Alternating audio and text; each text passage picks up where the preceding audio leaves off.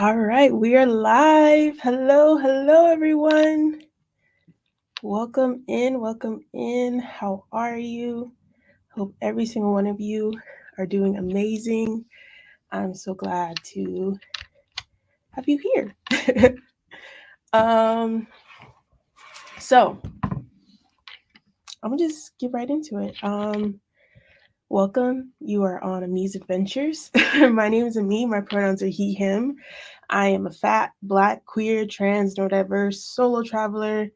Um, all the things the things about me, like I said, queer, trans, um, ethical non-monogamy, currently practicing and learning about relationship anarchy. And again, I say all these things because these things plus so much more impact my experience, and we probably share some of the same identities, and we can connect on that. Not only that, but also it could possibly give you some insights into your own journey if you're looking to travel or are, I don't know, looking into the next place to go, whatever the case may be. I want a really quick shout out to all the folks watching on the replay. Hello. I see you. If you're watching on the replay, put a rainbow down below in the comment section. Pride is just coming in a few days, y'all. I'm so excited. But yeah, let me know you're here, and I'm still gonna come through and connect with y'all and respond to y'all. So definitely do that. Put a rainbow down below in the chat, in the comment. My bad. Um, this specific video, I'm going to be discussing my experience living and traveling in Southeast Asia. To give context, I lived in Thailand, Malaysia, and Indonesia collectively over 9 months. So I'm just going to be sharing my experience and giving y'all tips or insights that I've gained, and maybe they will help and support you all in your own journeys. Before we get started, I just want to have one big disclaimer. This video, the things I'm sharing, the things I'm talking about are solely based on my experience, or at times, sometimes I will share like things either I was told by locals or like insights I gained. But all in all, I just want folks to know like this is based on my experience, and it is fully and highly possible and probable that others will have different experiences. And I want to embrace all of those. So, with that being said, if you had a different experience, if you um, have been to any of these places, if you have a different perspective, please let me know down below. Love to hear about your experience as well, because it is valuable. All right, so with the disclaimers out of the way, let me get some context. Number one, in this video, for most of the time that I spent in, I would say like 2/3 of the time I spent in Southeast Asia, I was a budget, low cost traveler. So just kind of keep that in mind of like my experience was kind of shaped by that. With that being said, as far as timeline, um, Thailand was the first country I've ever been to, and I studied abroad in Thailand back in 2019 for 3 months, from May to August. So, part of the time that I'm talking about Thailand, I'll be talking about that experience specifically as well. All right, so today's agenda. I'm going to go through in each different country and lay out basically some categories that I felt could be necessary or helpful or insightful for folks. The categories I came up with are food, housing, queer and trans friendly, cost, dating, and need to know or good to know things. So I'm basically going to go through each country and share those things. Then if there's folks on here that have questions, we'll move into the Q&A portion of the live. And then at the end, I'm just going to share some overall tips and recommendations I have just in general with travel to Southeast Asia. Whew. Without further ado, we got all that out of the way. Let's get into these places. Um, yeah, I have a lot of information for y'all, and I'm super excited to share all of it. And especially for some of these places like Thailand, like if y'all want even more information than I have shared today, I'm more than happy to. Just let me know down below or DM me on Instagram. Speaking of Instagram, go ahead and make sure y'all are following me on Instagram. Yeah, me. Where do I find you on Instagram? At Amis Adventures. That's at Amis underscore adventures. That's where you can find me on Instagram. And make sure, please make sure, if you want to keep going on this adventure, on this journey with me, make sure you go down below and smash that subscribe button so you can stay connected to my journey, this adventure, and this community. And before we get started, last but not least, I want to share with everyone our live and replay audience question. So I'd like you to let me know either in the chat here right now live, or please let me know down below in the comments if you're here on the replay, what country in Southeast Asia do you want to travel to and why? So let me know. Where are you trying to go? Where do you want to go? What are your favorite places? The places that have your eye or the place that you've been to? Either the place you haven't been to or have been to. Where do you want to go? Or where have you been that's your favorite and why? Let me know. All right, y'all. I think it's time to get into it. I think so. All right, let's do it. So first and foremost, we are going to start with Thailand. For each place, I'm also going to share the specific areas of each country I've been to, like what places I've been to. So we're talking about Thailand. Okay, hold on. I got messed up. Okay, here we go. So Thailand. So I have either lived or traveled to Chiang Mai, Thailand, Chiang Rai, Pai, Bangkok, Krabi, and Phuket. I feel like there's somewhere else that I'm missing, but I can't think of it. So we're just gonna, yeah. Like I said earlier, just to give context, 3 of the months I spent in Thailand was back in 2019 when I studied abroad. It was amazing. I studied abroad in Chiang Mai, and that's also when I went to a lot of these places. Chiang Mai I've been to 3 times. Chiang Rai I've been to once. I really try to go back. Pai I've been to once. I'm not a big fan of Pai. Bangkok I've been to twice. I tried it. Me and Bangkok just don't mesh. We don't do well. Krabi I've been to twice. I love it. And Phuket I have been to once, and I spent a significant amount of time there. So altogether, I would say I was in Thailand about 6 months, 6 months or so, a little bit more than that. So anyway, let's get into it. So food. Listen, y'all, we're starting off with a banger. Like we're starting off like top of the line. The food in Thailand is amazing. Like, let me tell you, amazing. Especially Northern Thai food. I will forever be a stan. I will forever be a proud lover of Northern Thai food. Like your trip to Northern Thailand is not complete unless you try khao soy. Some fire khao soy. Like if you didn't, did you really go to Thailand? So also let me know if y'all want me to drop a food guide because I realize I have so many different restaurants from when I was in Chiang Mai. If you want a food guide for Chiang Mai, let me know. Maybe I can get this together. Another thing about food in Thailand, Phuket is known also for its seafood. I think Krabi is as well. I didn't eat a lot of seafood when I was in Phuket. Number one, because it was a bit more expensive and I was traveling on a budget. But I only heard good things about it. And I did have some fantastic seafood when I was in Krabi when I was there in 2019. That was really good. So overall, food in Thailand, amazing. Aroy mak. Aroy mak. That means delicious. Very delicious in Thai. Okay. Speaking of that, I can do a quick segue. As far as language, so the language in Thailand is Thai. I would say that you can get by without knowing Thai, but I feel like your experience is so much richer. Like when I compare my experience when I first got to Thailand before I took my Thai language classes to like after, so much better, so much different, like such a much more immersive experience. Yeah, I highly recommend if you can learning some Thai. All right, let's go on to housing. So I would say for housing in Thailand, housing can get expensive and prices do go up during high season. And I think it is important to note that the high season in Thailand is from November to March. With that being said, like you can find many options in housing. It really depends on where you are. For me, like once it like kind of hit January, I saw the prices in Phuket, not only the prices but the availability of housing options, like the options went down and the pricing went high. Like it was a really big difference. So I would definitely say like it's important to keep in mind that those prices around high season, especially once you get to after like New Year's, are going to go up. But I would say in other areas like northern Thailand, you really can find many options. You can find cheap hostels. I say cheap, like you can find a decent hostel. My idea of decent is like 8.5 or above, like 8.5 stars. And like for like $10.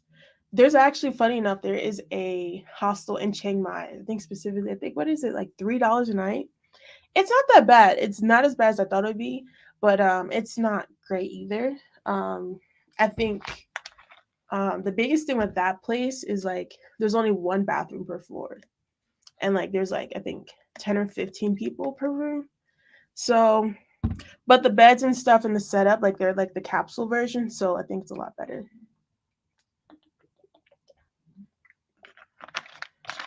Okay, let me let me try to be a little quicker. I feel like it's gonna take forever, right? If I keep on going all this detail, I have so much detail, y'all. Okay, so if you need a refresher, or if you need a like I don't know, kind of just an overview of like these countries I've been to, this is the video you want to watch. This is the one. This is the one. Okay, so you can find nice Airbnbs as well.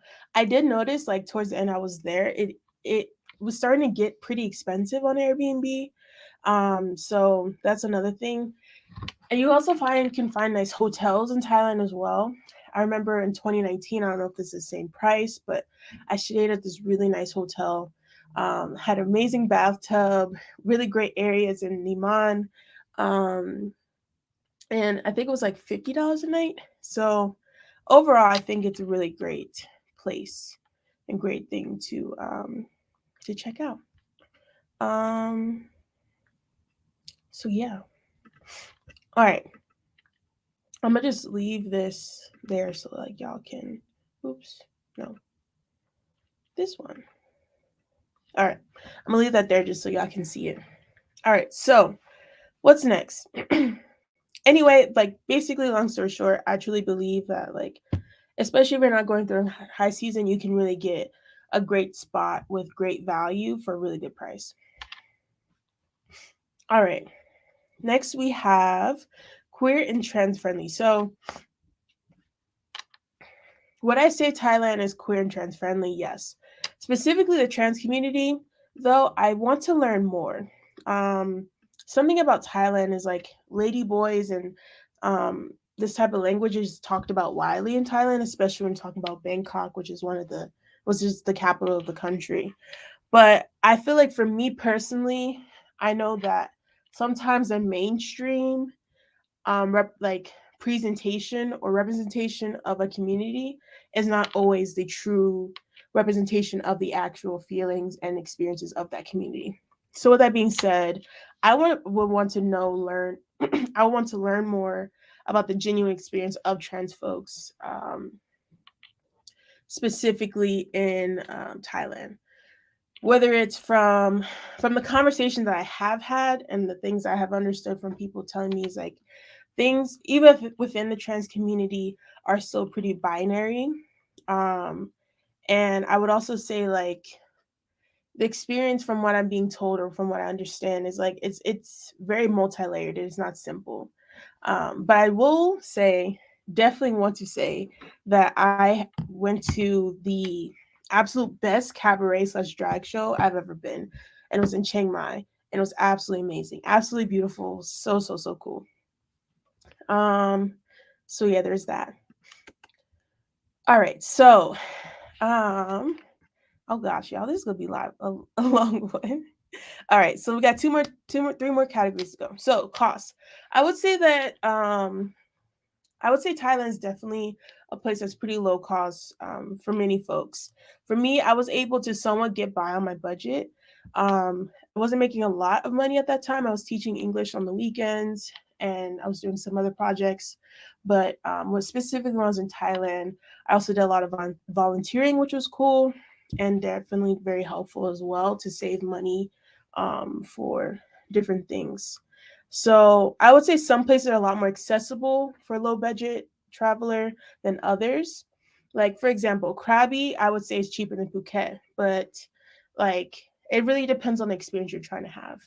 But like Ao Nang and Krabi to me is one of my favorite areas, like one of my favorite beach places in the world. So I don't know, maybe I'm a little biased. I'm a little biased. So there's that. Um, All right, and then last but not least, we have dating. I haven't figured out specifically how I feel about dating in Thailand. I did go on a couple dates while I was out there, and it was fun. It was cool. It was cute. It was a vibe. Um, but and that was both with locals and with it was both with like locals from the country and foreigners that I went on dates with. And I don't know. I would definitely say one thing that I've tussled a little bit with is I think especially femme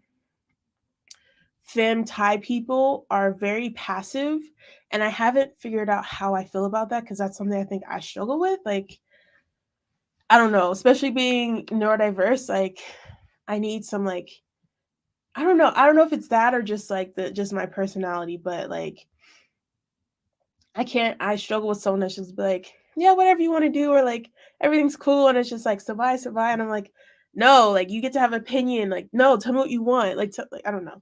Let me stop. Maybe I'm like that's just my own personal experience. I also didn't date a ton, so maybe there's things and perspectives of it that I haven't even experienced yet, which I think is good to know. And speaking of no, we're down to our last category for Thailand.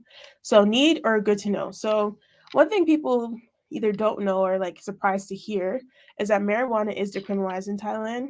Um, I would just say that I don't want to speak too much on it on YouTube or in general, but I'll just say there's a lot of great stuff there to try. There's dispensaries out there.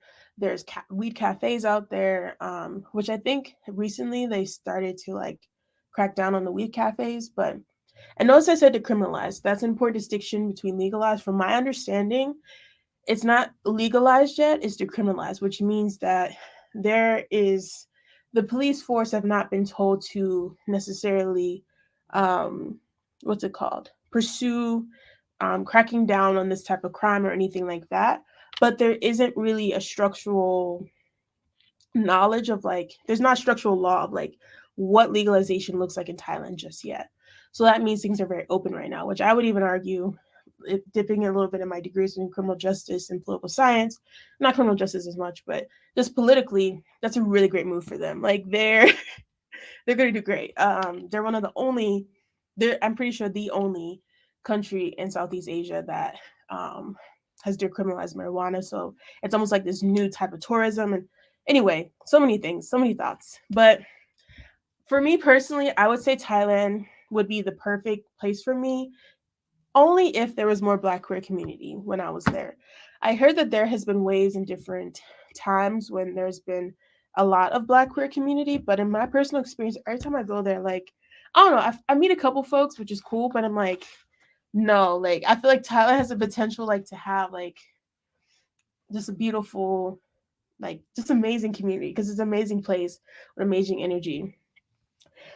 So definitely I could see myself living there for part of my life. I would love like, I don't know, I get like my own little chosen family all decide to like move to Thailand for a few years and just I don't know, just live life and be happy for a bit. So yeah, I could definitely see myself living there for part of my life. But also as of now, I would say that the visa process for long-term stays is a bit more complicated and a bit more you either got to make visa runs and it's a lot more pieces to it. And I think the visas that are accessible for longer stays, either you have to invest in taking classes of some sort and or you have to really invest like you're like investing in a property or their digital. I think they have like a digital nomad visa of some sort or but it's pretty expensive. So keep that in mind. All right, y'all, let's take a short break. Let me know what questions do you have? Any questions about Thailand? Any questions about my experience in Thailand? Let me know. I don't know who this is, but Lizard Wizard, thank you. Welcome in. Glad you're here. And also, y'all, don't forget about the question down below. Please let me know what country in Southeast Asia would you like to visit or have you visited that's your favorite and why? Please let me know. Let me know in the comments. I would love to hear from y'all. Oh gosh, I haven't talked this much in a long time. So next we're gonna talk about Malaysia, and then we're gonna talk about Indonesia. All right, I don't see any comments or questions yet, but let me know if y'all got any questions. Let me know, okay? All right. um, put it in the chat.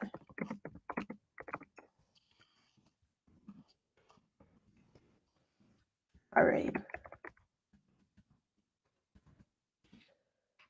Alrighty. All right, next, let's go. Let's go. All right, so next we're gonna talk about Malaysia. So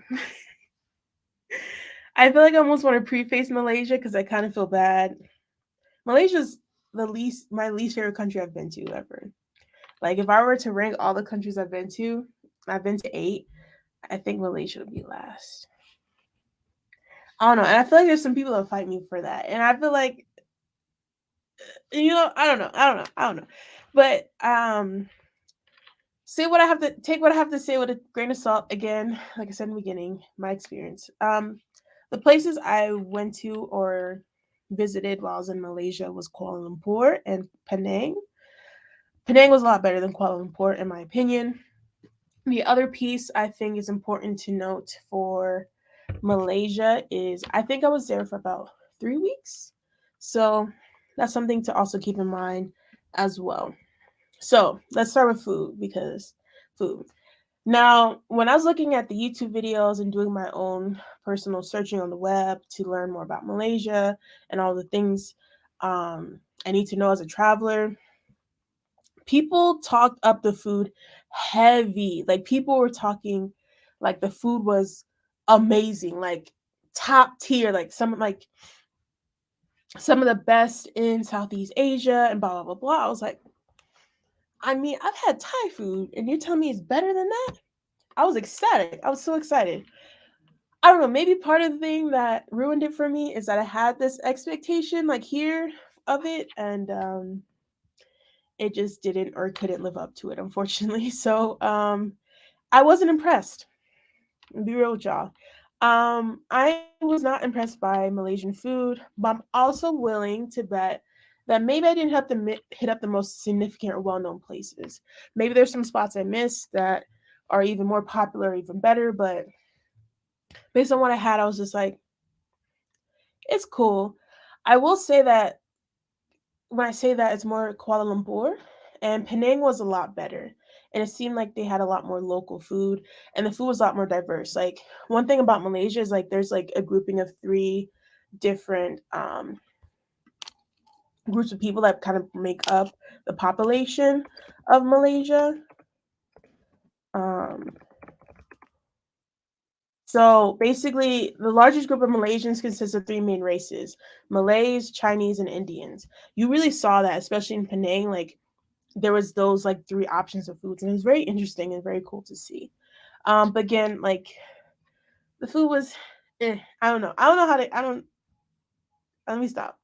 Um, but that's my experience with the food. Housing, finding, in my opinion, from my experience, and also from the experience from the experiences others have shared with me, finding decent housing was hard in Malaysia.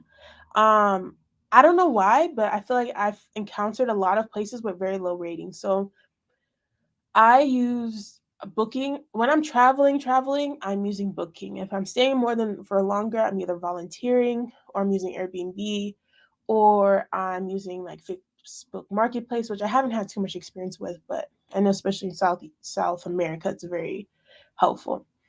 With that being said, when I was on Booking, I was finding lots of places with very low ratings, like a 6 or below. And to me, like I don't even put my ratings below a like I set the thing like don't show me anything below a 7. Um, so I wouldn't say there was not many budget and decently priced places with like an 8 plus. Um, I was also pretty upset with the cleanliness of a lot of the places I went to. And I had to go through a lot of trial and error while I was there. Again, I was working with a pretty low budget and but at the same time, like I don't know, I struggled the most trying to find housing in Malaysia. And it was sometimes like I almost got to a point where I was like, let me go see this place before I book it because places were it just wasn't the best. So there's that. And also when I was in Malaysia, I shared housing for a good amount of time with folks too, which helped a lot. Like we would get like twin bed hotel rooms or things like that, which helped a little bit. But even then, I feel like the quality did not match the price that we were paying in no regard. Um, Even the hostels in Kuala Lumpur, there wasn't that many options and it wasn't that great. All right, queer and trans friendly. So this one's a little bit hard. So if you're not familiar with Malaysia, Malaysia is a pretty religious country, and it's known for being pretty religious. And with that being said, um, I want to check myself really quick. Um, well, Islam is the official religion of Malaysia, and it's the biggest like it has the biggest population. With that being said, the queer and trans is it queer and trans friendly? I personally would say no. The community is there, but from what I saw, it was very hidden. And it was hidden in ways that I had not seen before in other countries. To be fair, there are lots of places I have not been yet that, maybe are less queer friendly. But I was told at one point about there is a queer bar in Kuala Lumpur, a queer club. I did not go to it, and I was told it was underground. I don't know if it meant like it's just like low key or if it meant it was like literally underground. Either way, like I've been to spaces that is like queer spaces that like for the safety of the space, like they're kind of tucked away, but I'm like, there it seemed like very, I don't know, very hidden, which I feel like is not only valid, but it makes sense. Like, I think there's a lot more safety concern for some folks in regards to being outwardly queer. And like I said, there are many religious influences on the laws and the overall society of Malaysia. Even to join certain online spaces, there was a vetting process I hadn't seen like that before, which I found very interesting as well. So I think, all in all, I wouldn't say that Malaysia is queer and trans friendly. I didn't see any space. Like I said, I just wouldn't say that. That's my honest opinion. But maybe someone else has another experience, and if you do, let me know. All right, let's move on to cost. So the cost, it was not as effective or low budget friendly as people made it out to be. I feel like people, when I was online looking at things, people were talking about meals for like $1, $2, and that's like I didn't see that at all. Like the hotel cost was like versus the value wasn't good either, and it was very difficult at times to find housing. I don't know. For me, like I would say Malaysia was pretty expensive. And I feel like I don't know. It just I know there's places I think in the world where you're spending more, but I think the value kind of matches a little bit more. Anyway, I digress. Let's move on to dating. Unfortunately, dating. I did not date at all in Malaysia. If I'm being honest, I didn't feel really safe to date. And also, I didn't really feel very desired there. Like nobody was really checking for me. You know what I mean? And it's like I like that's just kind of like the reality. So it's like it was a combination of like I don't really feel safe to date here like that. Like, and also it was just like it felt like for the time I was gonna be there because I quickly realized I didn't really like it. I was like, maybe it's not the best decision to date here. So I didn't. So yeah, that's my thoughts and things on Malaysia. Let me know in the comments or in the chat right now what questions if y'all have any about Malaysia and yeah, let me know. Let me know. Let me get some water real quick, and then we can talk about Indonesia.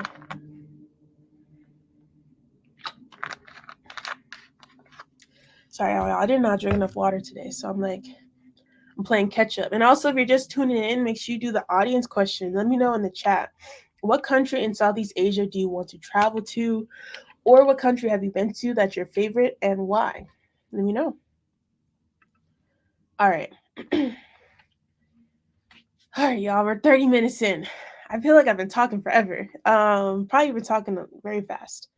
But all right, last but not least, we're down to Malaysia. We're down to Indonesia. Oh, other thing I want to talk about Malaysia, just putting it all together, I will say that there are some sites and things I didn't get to see when I was there, but if I'm being honest, I don't think I would travel back to Malaysia. Um yeah, that's just kind of my experience. That's kind of how I feel, but I don't think I would. So there's that. All right, Indonesia. Let's get into it. So the places I have been to in Indonesia, I've been to Medan, which is in northern Indonesia and Sumatra, and I've also been in Bali. Everybody knows about Bali. It's its own little island, down in the south. I think. Let me look at the map real quick before I embarrass myself. Um,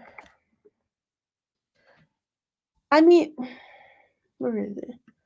Yeah, so it's like I would say it's in the. Hold on, where is Bali? I can't figure this map out. It's too small. Anyway, I digress. They're in two different areas. Anyway, um, so so that's something good to know.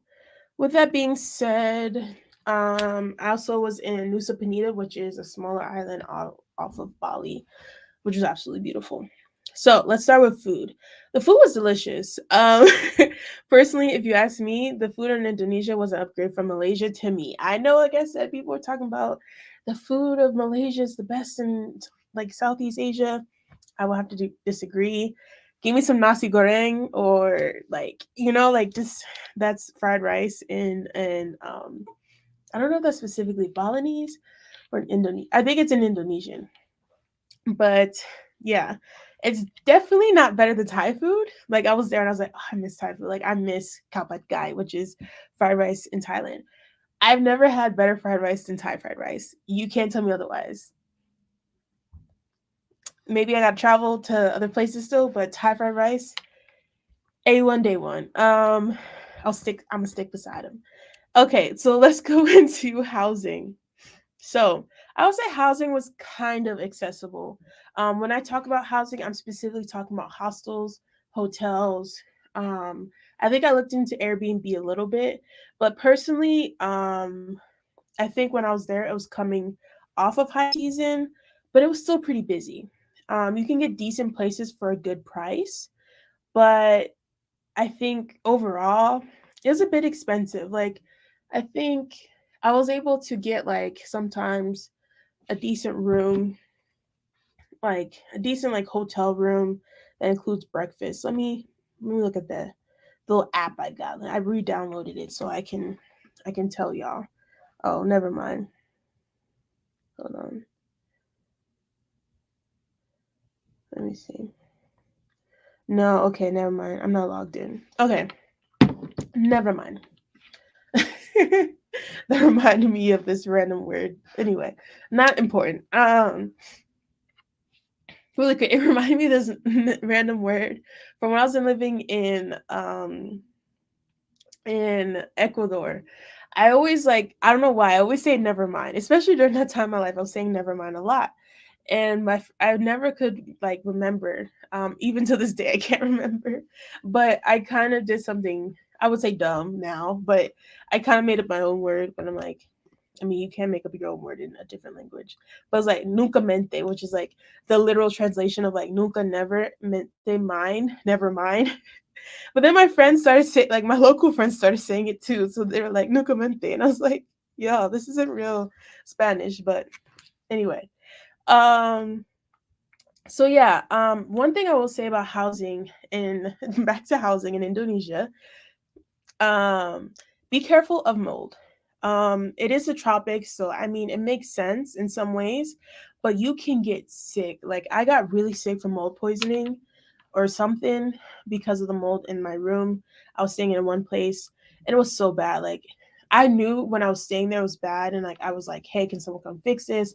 Ask for a room change, but the rooms that they had it wasn't giving. It was like the middle of the night, like 2 a.m. So I was like, I'm gonna just have to struggle, I guess. So I literally got up as early as possible and I got the hell out of there. But it was pretty bad because a lot of times their mold will get stuck in the air conditioner and it's pretty bad. It's pretty bad. So that's something you should be aware of because mold sickness when I got it, it had me. I felt like shit. Like I felt so bad. So be aware of that. Next category: queer and trans friendly. I personally didn't find any queer specific spaces. Um, Now, Indonesia as a whole is seen as a pretty religious, pretty conservative country.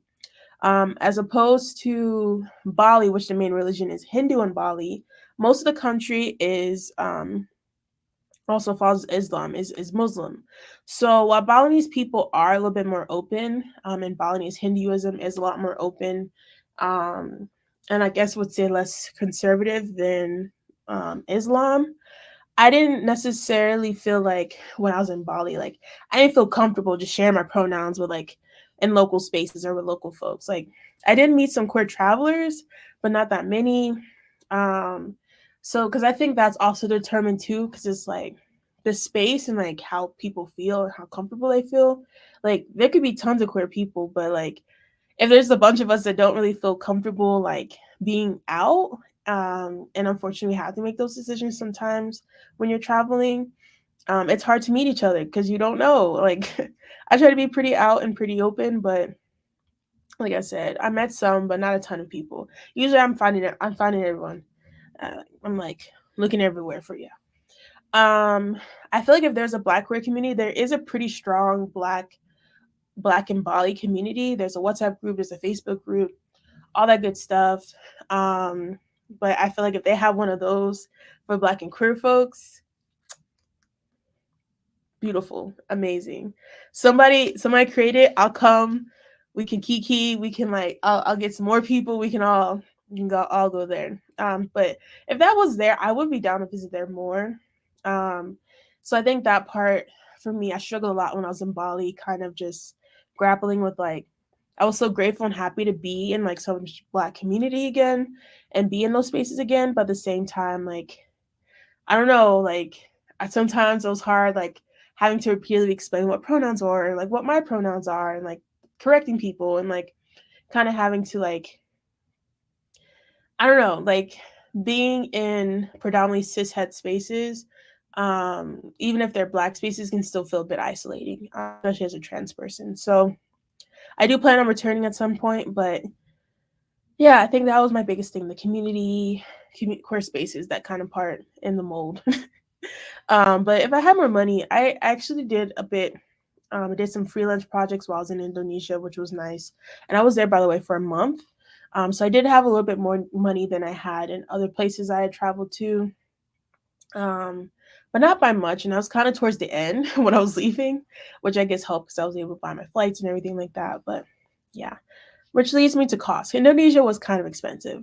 A lot of people try to say Bali is like cheap travel destination. And I would say like maybe to some regards, depending on like where you're coming from and the currency you're using. But I feel like on a global or international scale, I would say Bali was pretty expensive, especially in regards to comparison, I think, to a lot of other Southeast Asian countries. But it's not horrible. It was not horrible, but it's just not the best. It wasn't, excuse me, it wasn't the most low budget friendly place that I feel like I've been to. Last but not least, oh, second to last, dating in Indonesia. So I was going through it spiritually at this time. I was asking and answering a lot of big questions in my life at that time. So I didn't really date. I'm a big component of like, hey, let's really assess my capacity right now. Do I really have the capacity to date? And the answer was no. But the other piece of that is I was really working through a crush that I had someone, a toxic crush that I had on someone.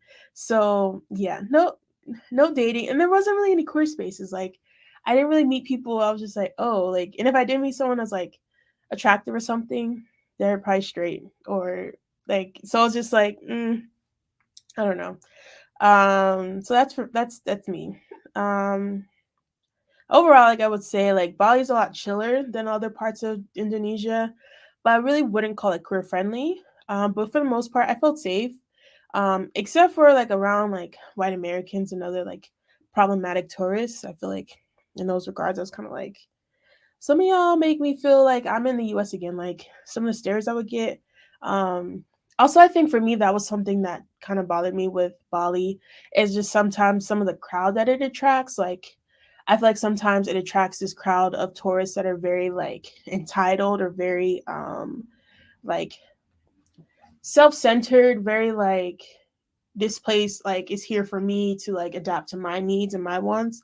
And I think the culture has shifted in some ways to like kind of create that, unfortunately. But for me, as like someone that tries to be pretty community conscious as I travel, it was very it was very difficult to see the ways in which that like um number one, like how heavy the tourism was, but also just see like how much it impacted not only just the spaces and the places there and like the prices, but also just the people and the tourists, the local folks there. um it definitely is like the needs and the wants of the tourists are centered in that place, which kind of I would say sometimes makes me sad, because when I travel somewhere, I want to go there to understand that place. Like I really could care less about what which white Americans or which Europeans want to see in this space, because like if I wanted to see that, I would go to Europe, or I would go to the United States. Um so yeah, that's kind of my 2 cents. Um the need or good to know things, I would say I have one for Indonesia. I would say it is pretty expensive. And also do not get caught with weed. It's pretty heavily criminalized out there. Do not get caught with it in Indonesia, especially in Bali. It's not something you want to get caught up in. But overall, I would say Indonesia is definitely a place I would return to. It's super fun. And I think there's so much more I want to explore and see. Um, so yeah, now I'm gonna open it up to the Q&A portion. What questions do y'all have for me? What do you want to know about Southeast Asia, my experience? Let me know. Let me know. And if not, I will go into my final, just overall recommendations or thoughts or takeaways from just my experience overall in Southeast Asia. So yeah, let me know. I feel like I talked a lot, but let me tell y'all, I'm sure this video will be very informative for many people. So at least I hope it will be. Let me know below if it's informative or helpful.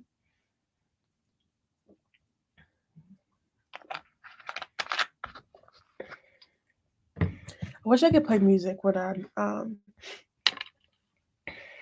YouTube Live, because I feel like it makes it it makes it such a better vibe. I don't know how to explain it.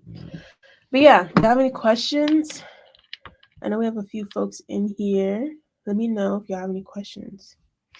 If not, I can also go into just some reflections. Also, feel free to answer this question: what country, Southeast Asia, do you want to travel to and why? And if you've already been to Southeast Asia, where have you been? Or like, where's your favorite place and why is it your favorite place? Let me know. Okay. Let me also double check, because I know on Instagram, some people maybe have asked some questions. So let me see. Okay. We did not get any. Okay. Thank you for always being transparent. Oh, of course. Thank you for that. I appreciate it. I don't know which part was specifically transparent, but I'm glad that yeah. um yeah, that's what Truth Hurts says. Oh, I also love that picture.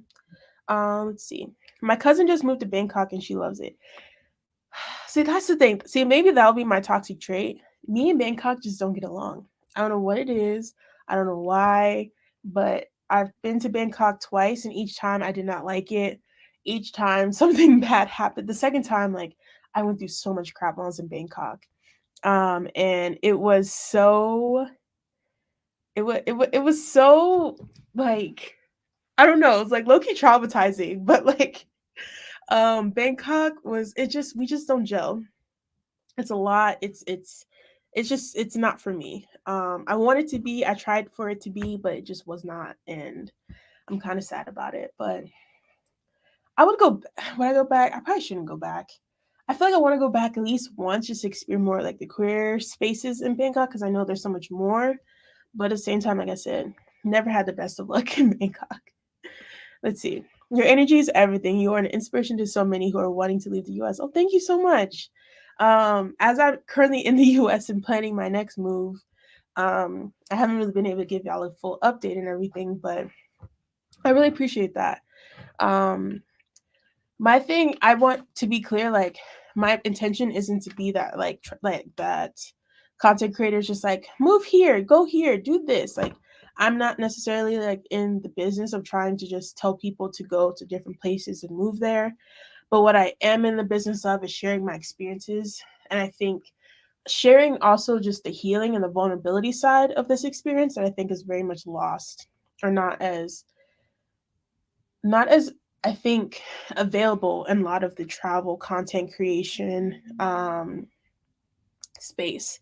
Like people want to talk about hotspots and beautiful places to go and how much it costs and blah blah blah. But it's like, what is the true layers of the experience you're gonna have in this country when you're going to different places? But also, what's that overall experience of traveling and being abroad in general? Not even just like from the culture shock, but just in the regards of like I don't know, mental health, everything, the layers, so many layers. Our Truth Hurts says, do you feel like your mental health is better when you leave the US? Absolutely. Listen, y'all. Look at me. The reverse culture shock coming back to the United States is absolutely like very, very difficult. Um yeah, it was very well, sorry. I have a bad habit of reading ahead and then I get sidetracked because neurodiverse. But the reverse culture shock coming back to the United States is so rough. It's so rough and heavy, and it's hard. And I would definitely say that it's definitely a time that I don't enjoy, especially those first few weeks. Like I'm just like constantly complaining and I'm upset. Like anyone with me, if you travel with me back to the United States, like I'm gonna be grumpy and I'm gonna be upset. And I'm gonna complain about the food and the people and all these different and about capitalism and like the system. Like, listen, I'm sorry, but that's just me. That's my truth. But yeah, I would say my mental health is a lot better when I'm abroad. I don't have to wear this armor, but I can honestly talk about just reverse culture shock and coming back to the United States and all those different layers. I can talk about that forever. Did it rain a lot? If yes, did it interfere with your activities? So, okay, so I was in Southeast Asia. I was in Thailand specifically from May to August, and then the next time I went, it was like from August to September, and again from like October to January, February, something like that. With that being said, traveling in Thailand, like specifically my experience in like Chiang Mai, like northern Thailand in rainy season, is not bad. I think that it's pretty easy and accessible to like basically what you have to do every day around like anywhere from like 4:30 to like 6, 5:30, mostly 5:30, it's gonna rain. So basically what you do, you go about your day, you do your stuff, you go get some food, like in like early afternoon, like 3 something, 4 something. You're back in the house by 5. It's gonna rain for about 30 minutes to an hour, whatever. Not even that long. It's gonna rain for a bit and then it stops. And you go out and you go have your dinner, have a good night, go to the night bazaar, go to like the markets, blah blah blah blah. It's a great time. It's a great vibe. So the other places in Bali, I think it was starting to start raining when I was there. It rains heavy there too, like it dumps, which is wild. But it's the tropics, like all these beautiful places, like they need water for this stuff to be so green. In Malaysia, did it rain in Malaysia? I don't think so. And if it did, it wasn't a significant amount. So I would say for me, going somewhere in rainy season doesn't really deter me. I think you just kind of have to learn the patterns of the weather, which I think is getting harder with global warming and climate change. But I think learning kind of the day to day, because usually there's a pattern of like when it's going to rain, how long it's going to rain, and you kind of frame your day around that, which I feel like is accessible. And as a long-term traveler or someone that actually lives in places for longer, I feel like that feels fine to me. The reason why I love your content is when you stayed in Peru, I think it was you spoke about how you had so much money, but you always make a way to make it happen for yourself under your terms. Thank you so much for that. Um, I really do appreciate that. I feel like y'all can't even see me. I gotta go on my tippy toes. But yeah, like I think that's the other thing for me with content creation, and especially when in the travel space is I don't want to say there's gatekeeping, but I think a lot of people try to present like travel to always be this luxurious, beautiful thing. And if you ask me, it can be those things, and it is that those things for a lot of people. But number one, a lot of those things cost a lot of money. But also number two, that's not everyone's experience. And I really want us to try to like debunk this idea that travel has to be expensive because everyone's seeing the villas and the yachts and this and that blah blah blah. Um, because they're seeing that it makes it seem like travel is so inaccessible. And I won't lie and say that it is accessible for everyone because it's not, unfortunately. It just truly isn't. But I will say is that there is a way that we can be more intentional, like how we talk about travel, and also folks sharing the full spectrum and complexity of their travels. Because I've also been in rooms with other content creators where I'm sitting there telling my followers, like, yeah, y'all, I'm broke. Like, I'm like picking up some freelance projects. I'm doing this. I'm teaching English, whatever, online or whatever. But just letting y'all know, this is my experience. And they're like still posting like they're broke too, but like they're not like, you know what I mean? Like, and I'm not saying that to be funny. Like, I think going through any type of let me check myself. I think going through any type of financial situation is difficult, especially if you're abroad, because it is a bit more harder to navigate. But the transparency or the honesty or the realness of that experience, not a lot of people are talking about that.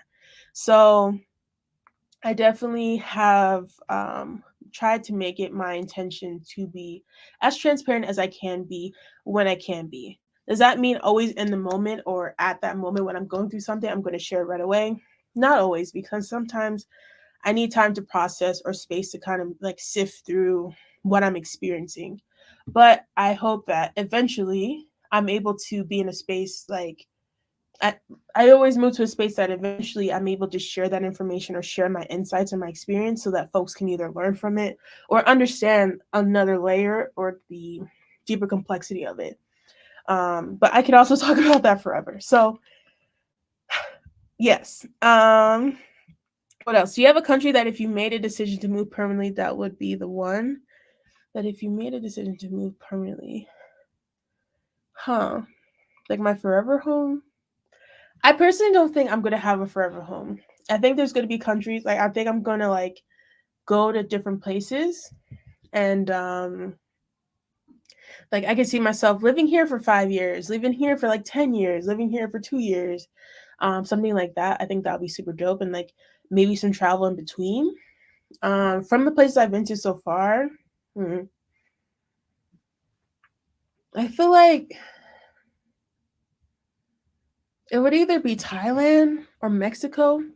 Mexico because I think at one point in my life in the future I will live in Mexico, just because giving some given some aspects of my family dynamics and like um, just certain needs are different, certain responsibilities I might need to step into within my blood family.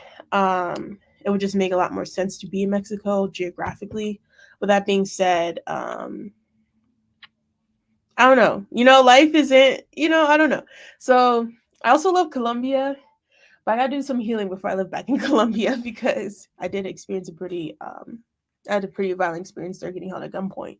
So there's layers. But I definitely could see myself living in Thailand. I could see myself living in Mexico. I could also see myself. Those are the places I've been to. There's also some places I still haven't even seen yet that I know I probably will love to. So yeah. Okay. Your content is real. It isn't what social media is now, becoming a lie. That is why I always watch your content, and when my journey starts, I will take tips from your videos. Thank you. That means a lot to me. I'm so glad to hear that. And like I said, my intention always is to lead with transparency and vulnerability. To be fair, I am not perfect. There's still ways in which that I'm still learning and growing, and not only in stepping and moving in my authenticity and like deeper layers of it in my communication. There's a lot of things I thrive in. There's also things I'm learning. So I really appreciate y'all being here for that journey, because I know many of y'all have seen so many different layers and aspects of this journey that have changed and shifted over the years since it started in 2020. Oh my gosh, y'all, like almost 3 years. So yeah, but thank you for that. I really appreciate that. I received that. Thank you for the affirmation that my intentions of transparency is are being received. So thank you. Um, all right, y'all, we're almost at an hour. It just hit 55555.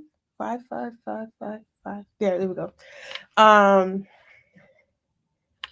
what happened? Sorry for all the videos. I was happy to finally catch a live. Oh, all the questions. No, I'm happy to answer them. Thank you for asking questions. Please, y'all, ask as many questions as y'all want. I probably will cut this off probably like, if we were to still keep going, probably in another 30 minutes, just so I can um rest my throat and my voice and stuff like that, because I still have a lot of stuff to do tonight. But I love talking to y'all. I love answering questions, and especially Truth Hurts. Your questions are so intentional and beautiful, and um, they bring up a lot of topics that I enjoy talking about naturally. So I really appreciate them. So thank you. Um, Feel free to drop some more questions, and I'm gonna just do some just overview of my experience in Southeast Asia, or my recommendations. Overall, I touched on this a little bit about rainy season. A lot of people say don't go to places during rainy season. I think there's definitely possible that you can find different pockets of like learning the rhythm or the the patterns of the weather and work around it.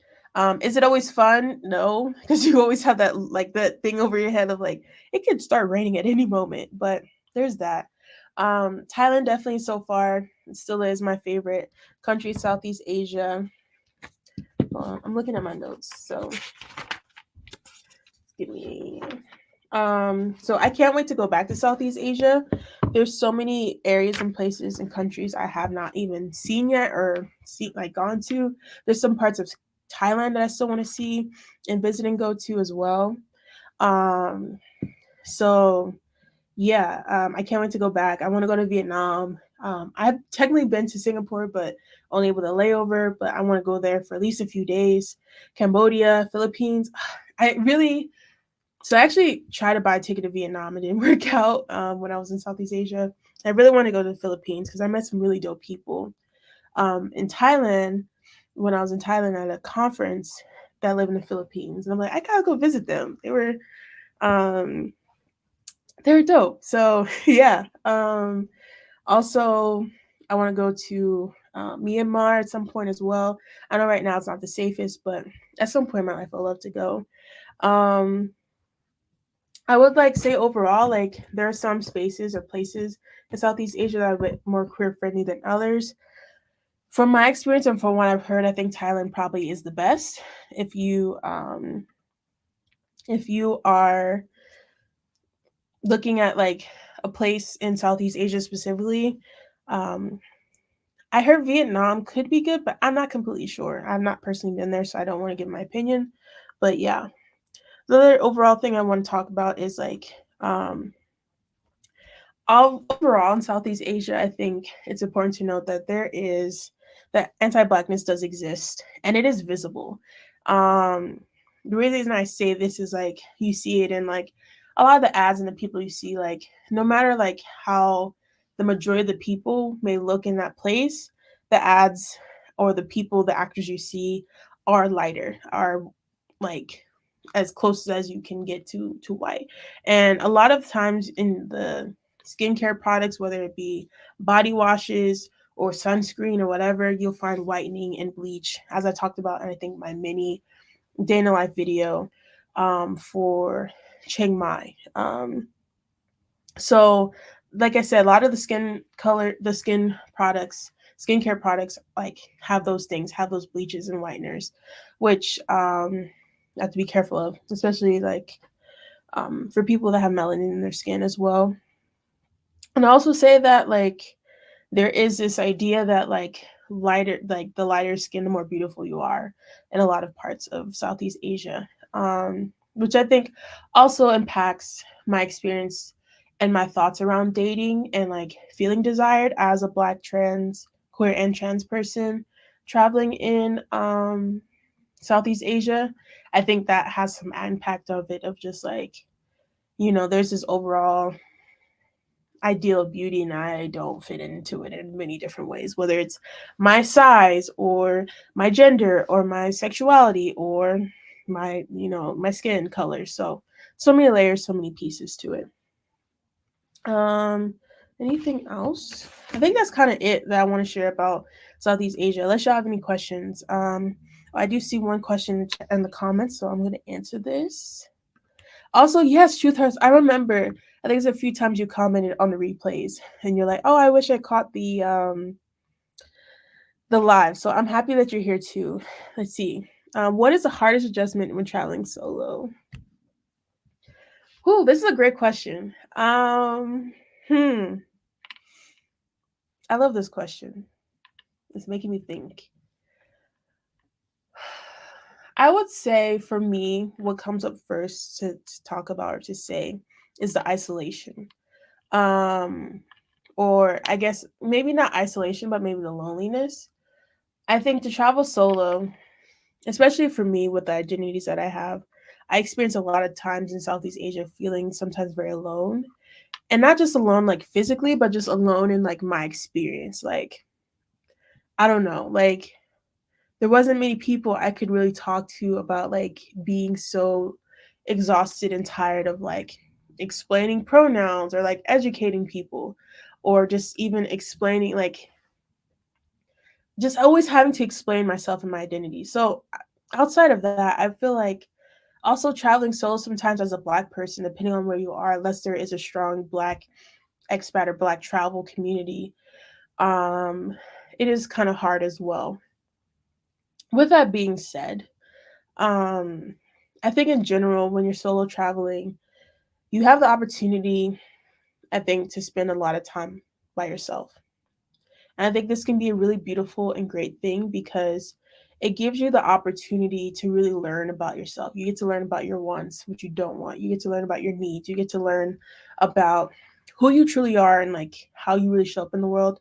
Also, traveling sometimes take out the ugliest parts of ourselves. Like we see the ugliest parts of who we are when we're under the most stress and having navigating whether it's so many different things, whether it's like you lost something or you're navigating culture shock, you're navigating being overwhelmed or stressed or lost, whatever the case may be. You're really seeing how do you show up, how do you navigate these situations, and sometimes it's not pretty. So that's another piece. So I would say sometimes the loneliness, if you don't have that community, if you don't have access to community, for me personally, is one of the hardest parts of traveling solo. There's so much potential and space and energy for healing, but you have to realize healing isn't always about our light. It's also about our darkness as well. So you're going to see your light and your shadows in that process. And yeah, I hope that answered your question. If there's any follow up from that, let me know. But that was a great question. Thank you for asking it. Let's see. Did you have to deal with any microaggressions or were you genuinely well treated well? Hmm. um, this is hard to answer because in different ways, yes. I feel like also something that's not talked about a lot is there's a lot of fat phobia as well in Southeast Asia specifically. And I feel like sometimes, especially when I was abroad, people make comments about my weight. This is also why I think I was also very hesitant and like very cautious of like where I shop for clothes. I wasn't doing much shopping because again, low budget, but I was I was on a low cost budget. But I had experiences, especially when I was there in 2019, which I was smaller than I was now. Where I was looking for clothes, I'd be like, "Oh, do you have this size?" Whatever. They'd be like, "Oh, you need big size," and I'm like, "Yeah, I need a 2X or something like that," and they would like kind of just make comments. So I would say there was some of that. As far as being black, um, it depends. I mean, there are sometimes like I think there were some moments like when I was volunteering specifically, like I was in more rural areas, like definitely I would stick out. Definitely I'd be one of like the only people, um, my complexion or my color. But and sometimes people have comments about that. I would say generally I was treated pretty well, but also like I guess I've also come to realize that like my standards pretty low because I'm coming from the States where it's like I'm dealing with micro and macro aggressions. I'm dealing with ongoing actual violence and like threats of my safety ongoing, whether it's in the media I watch, whether it's in my interactions with people, whether it's like in social media or the things I'm hearing from my friends experiencing, so many different layers. Um, so there's that too. So I would say overall I was treated well, but I also would say like there's a lot of things I had to swallow. And the reason I said I had to swallow them is because either one, I couldn't really explain or have those conversations because a lot of the things that I understand about my experience are based on my growing up in the United States. And things are contextualized very racially, very in a very specific way that does not exist in other countries. So it was going to be very hard for me to explain why someone said something like that's not okay because in that space is probably just a lack of knowledge, and it's just like they just genuinely don't know, or these things are not as prioritized or even prevalent in this place. Like racism I wouldn't say is like a highly prevalent thing in a lot of the countries in Southeast Asia. Is colorism a problem? Yes. Is fat phobia a problem? Yes. Is there transphobia? Is there queerphobia? Is there homophobia? Is there so many different things? Yes. But it's very different. So I would say I definitely feel a lot safer, a lot better when I'm abroad. Excuse me, but that does not go to say that I don't experience some things. And I'll sometimes have to just swallow some things. But also, I feel like it feels a lot easier to swallow them because there truly usually isn't malice. Like there truly doesn't change the impact. Like the intent doesn't change the impact, but there really isn't that context of that thing in this country. So it's like I really can't be like, oh, like you know, I don't know if that makes sense. Let me know. If you have any follow up for question from that, let me know. Okay, in the last couple of years traveling, what is something you didn't know about yourself that traveling helped you find about yourself? Whew. Okay, you want a list? hmm.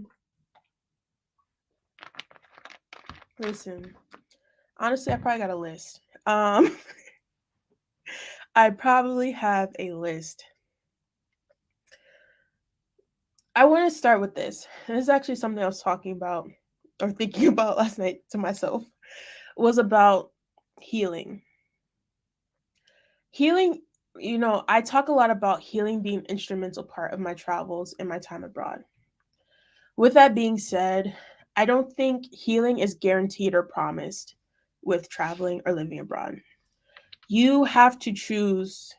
In some ways, you're forced to step outside your comfort zone, but there's a lot of ways I feel like folks choose to and very much easily do stay in their comfort zone. What traveling does guarantee you, it does give you the time, the space, the capacity, I would say, in some aspects, and the energy to do this, like to do healing work. And I think part of healing is really getting to know yourself. What are your needs? Who are you? How do you want to show up in the world? Like, all these different layers, all these different things. Um, I think traveling has taught me a lot of things I didn't know about myself. The first time I left the country, One of my biggest revelations was realizing that I had the capacity to do something I didn't even know that was even like within reach, or something I was even capable of doing. Like, I didn't know that I was capable of leaving the country. I didn't know that that was an option. Like, for real, for real. Like, I didn't know that that was something I could do, and that I could like do successfully. Um, did not know that. You know, that was a big thing for me in 2019. Um, Over the time traveling, I come out as queer. I come out as trans. So I think having the time, space, and capacity just to explore and learn more about what gender identity is, what all these things are, and realizing like I'm actually a pretty just fluid person. Um, and Kind of just also decolonizing and having to learn and unlearn a lot of things that I was taught about identity in so many different aspects. Um, Whether it is around my weight or around my gender identity, or even like learning different aspects and layers of like what it means to be black and the different expressions of blackness around the world, um, as well. What else? Something you didn't know about yourself that traveling helped you find out about yourself. I found out quickly a lot of things I don't like and a lot of things I do like. I found out quickly like things I'm willing to put up with. Like, there's certain levels of cleanliness I just can't do. Like, if things aren't cleaned a certain way, I just can't feel comfortable. I've also learned while I was abroad that I was neurodiverse, and kind of started to see some of those things and like how it showed up in me and how I showed up in the world. So many things. And like I said, like I don't think this is because I traveled. I think it's because I use that space and time to reflect, to learn about myself, to have the deeper conversations with myself, to ask the questions that were like scary to think about or ask. So yeah, I'm not as picky of an eater as I thought I was. Like, I used to not eat a lot of foods, but I just didn't like them in the US. But when I eat them abroad, like before going abroad, like before 2019, I did not eat eggs. I did not like eggs. Unless it was cooked in something, I did not eat it. I went to Thailand. I love eggs. Get like Compared to the States, eggs taste a little weird, but my stomach can do them now. But like until I went to Thailand, I did not like eggs. And then I had like I think quality eggs and probably eggs without all the hormones and stuff. And who would have known? It's a game changer. Um yeah, what else? I don't know. Let me know if that answered your question, but those are a couple things that come to mind when I think of things that I've learned about myself, because I've done a lot of learning and growing over these last almost 3 years, which is wild for me to think of. Like, I just thought about earlier. I'm like, I left when I was 23. I'm 26. Like, wow, that's wild. What a time to be alive. So yeah. Um, Let me know if you have any other questions. I really enjoyed this live. I really enjoyed the questions that y'all asked, how intentional and beautiful they were. If you're watching the replay still, if you're still with us, like, um, let me know down below. Drop a heart down below in the comments. Let me know you're here. Like, you're like, I made it all the way towards the end. Let me know so I can respond to you. Be like, hey, what's good? Thank you for being here. Um, what else? I'm trying to think if there's anything else. Um,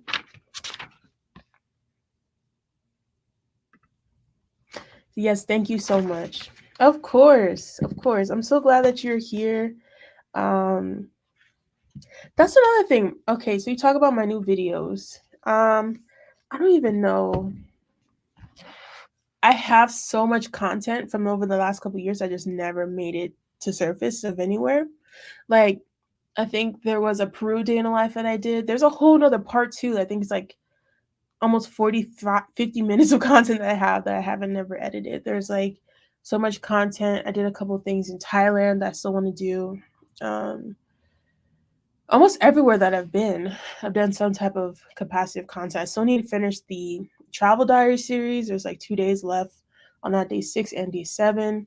So there's still so much. And I'm really excited for y'all to say these day 6 and 7 because I think they give very beautiful and very intentional perspectives that I don't see a lot in travel videos and vlogs. Um, what else? But yeah, like that's my main thing is just getting the editing done. And honestly, if I'm being honest, like honestly, if I'm being honest, honestly, my capacity has fluctuated so much. Um, like I said, I am in the US right now, and I'm currently in the process of planning and like actually like starting to put into action my next move abroad. Won't announce that yet, but with that being said, like it's very I don't know, it's very hard for me to be in the States. Like my creativity, my access to myself and like just like connection to myself is just it's off. Like my nervous system's off. Like there's so many different things. So I appreciate y'all giving me grace, and I'm trying my best to hold both, giving myself grace, but also holding myself accountable, and still wanting to show up for this community, and still show up and be intentional with the content that I put out, and the conversations that I help cultivate, and yeah. So thank y'all. I also want to plug if you're Black or queer, come through the Black Queer and Abroad. We have a monthly meetup. Check out. I'll have the links down below, and also Dream Cultivating. That's every first Sunday of the month. It's a beautiful space for all Black and queer and gender expansive folks. Doesn't have to be anywhere connected to travel, but come through to that. And yeah, what else? I'm trying to think. What else? Am I forgetting anything? Um, I'm probably gonna be on YouTube a lot more than I'm on Instagram, if I'm being honest. Um, I like Instagram, and I know I have a big following there, but at the same time, I don't know. It's just it hasn't been feeling the same. I'm still gonna be on there. I mean, it's still a great platform, but there's been a lot of changes too with it, with Facebook, and also to be fair, like I am monetized on YouTube too, so it's like I also have to like be intentional about like how much energy I'm pouring into something, how much energy is it pouring back into me. Um, do you want to travel to Europe or South Africa, or have you? South Africa specifically kind of scares me. I've heard horror stories about Black people going to South Africa. Um,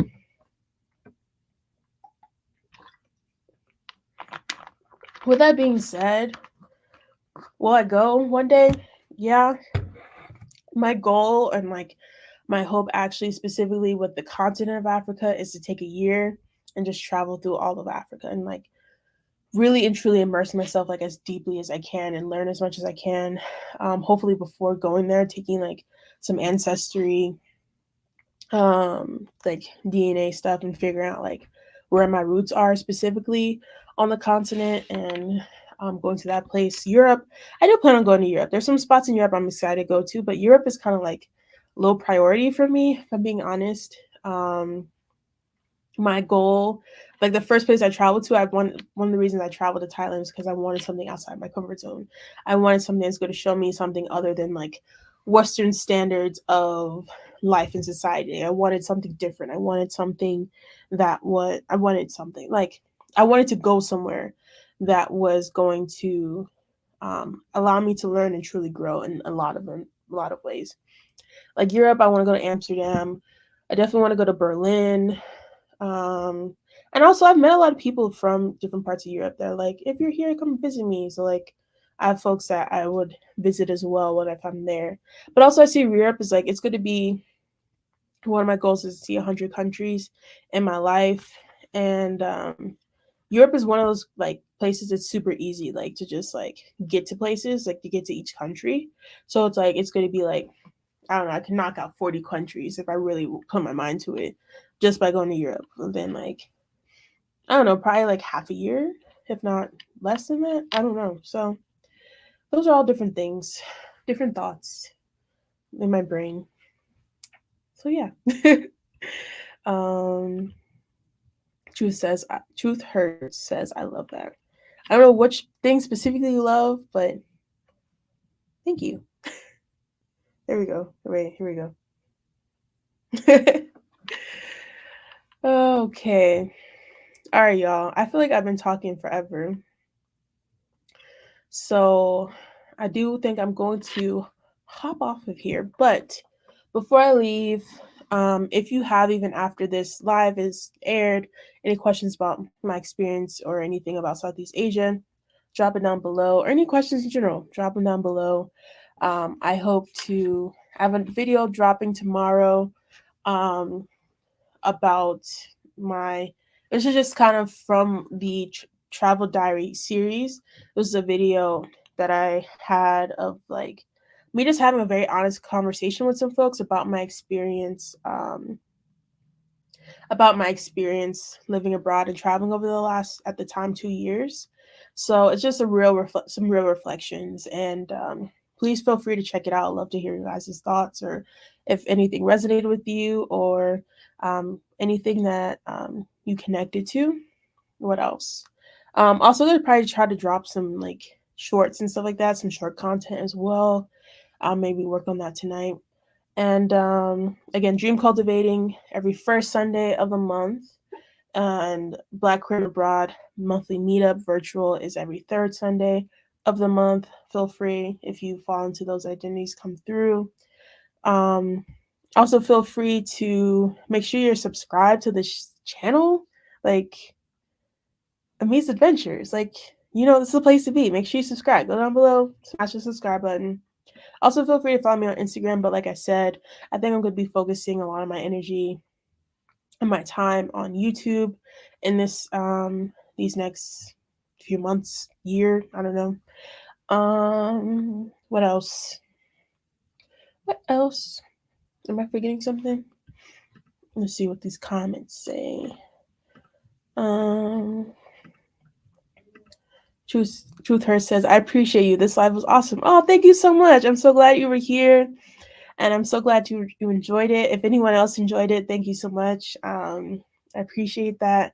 I appreciate y'all, like, for rocking with me and for being part of being a community with me. Like, I really do love this. Like, I can't wait for the day to like set up something so like I can have like monthly Zooms with like all my subscribers and talk to y'all and hear about your stories and answer questions for y'all and things like that. I would love that. But yeah, like, look out for some content coming out. I'll probably try to do another live next week because I think this was really fun and a great space. If you have any specific questions, this live is literally subscriber requested. So if you have specific things you want to know or want me to talk about, let me know. I still have some content from some other questions folks asked I need to get up to. What else? What else? Is that it? I think that's it.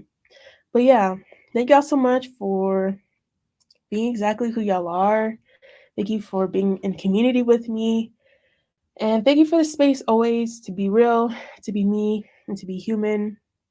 And just know I'm so grateful for this channel, for this community, and I'm actively every day thinking about this community and this channel and thinking about ways that I want to and intend to show up even more intentionally, better, and consistently. And I think even outside of consistency, just with more communication and more, yeah. So thank y'all. I love y'all so much.